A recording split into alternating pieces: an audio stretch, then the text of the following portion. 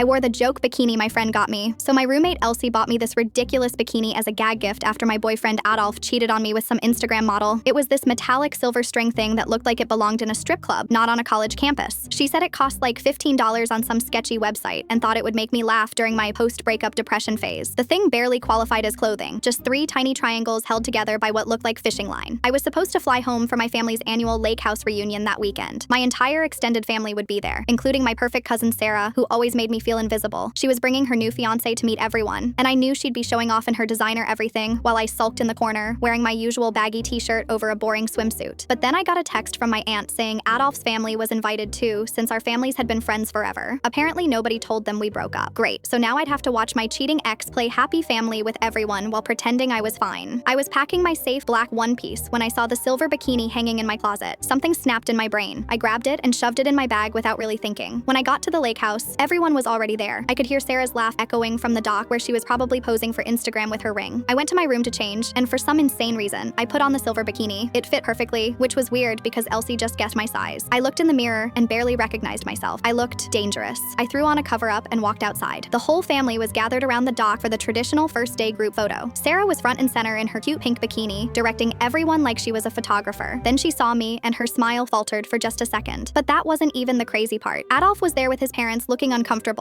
When I took off my cover-up for the photo, I swear the entire family went silent. My conservative grandmother actually gasped. My dad's eyes went wide, and my mom looked like she wanted to throw a towel over me. Adolph's jaw hit the ground. He kept staring at me like he'd never seen me before. His mom whispered something to my mom, probably asking if I was having some kind of breakdown. Sarah tried to regain control by suggesting we take fun action shots in the water, but nobody was paying attention to her anymore. My male cousins were suddenly very interested in talking to me. Even Sarah's fiancé kept glancing over, which made her grab his arm possessively. The best part was watching Adolph try to approach me all day. He kept finding excuses to be near me, offering to get me drinks, asking if I wanted to go for a boat ride. At one point, he actually said, "You seem different," and I just smiled and said, "Same me, different perspective." By evening, Sarah was practically fuming. She'd been trying all day to get attention back on her engagement, but everyone kept talking about my transformation. Even my grandmother pulled me aside and said I looked confident, but maybe I should consider a more modest option tomorrow. That night at dinner, Adolph cornered me on the deck. He said breaking up was the biggest mistake of his life, and that seeing me like this made him realize what he'd lost. He said the other girl meant nothing, and begged me to give him another chance. I looked at him, then at Sarah watching us through the window, then back at him. I told him he was absolutely right. He had made the biggest mistake of his life, but not because of what he lost, because he never actually knew who I was in the first place. Then I walked back inside and enjoyed the rest of